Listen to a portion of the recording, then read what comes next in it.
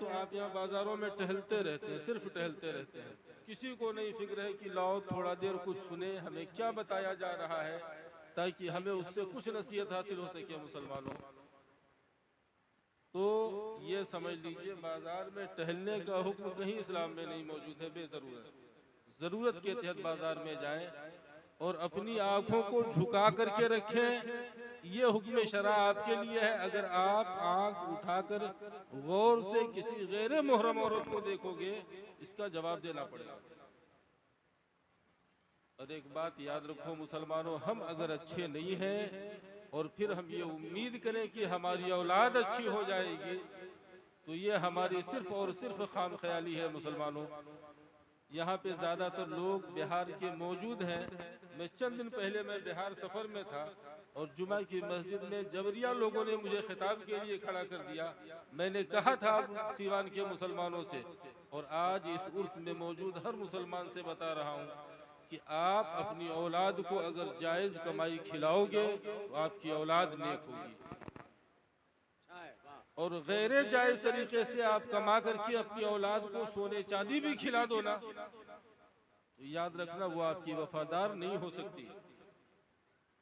तो मुसलमानों, आप लोग अपने आमाल को सुधारें, अपने आप में सुधार पैदा करें, अपने बच्चों की परवरिश में आप सुधार पैदा करें, उनकी निगरानी करें।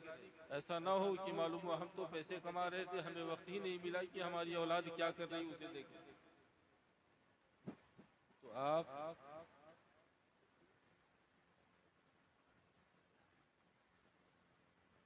आप लोग उर्स में आते हैं तो उर्स को उर्स की तरह से आप लोग मुनक़िद करें। उर्स में बस आप आए, उर्स की तकरीबात में शिरकत करें और उसके बाद उर्स ख़त्म हो अपने घरों को रवाना हो जाए। फजूल इधर उधर टहल करके मुसलमानों कुछ भी नहीं हासिल होने वाला है।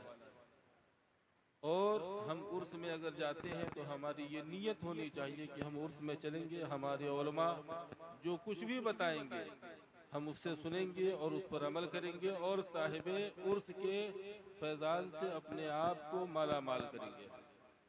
रब्बे कदीर की बारगाह में दुआ है, रब्बे कदीर। और आप लोग नमाज की पाबंदी जरूर करें।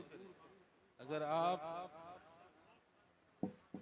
आप ये समझते हैं मुसलमानों कि सिर्फ मुरीद हो जाने से, बिरादर कबीर ने कह दिया तो बोल दे रहा हूँ वरना मैं ये जुमला बोलने वाला नहीं था। अगर आपने ये समझ रखा है कि मुरीद हो गए और पीर साहब जन्नत में लेके जाएंगे, मैं कहता हूँ पीर साहब से पूछो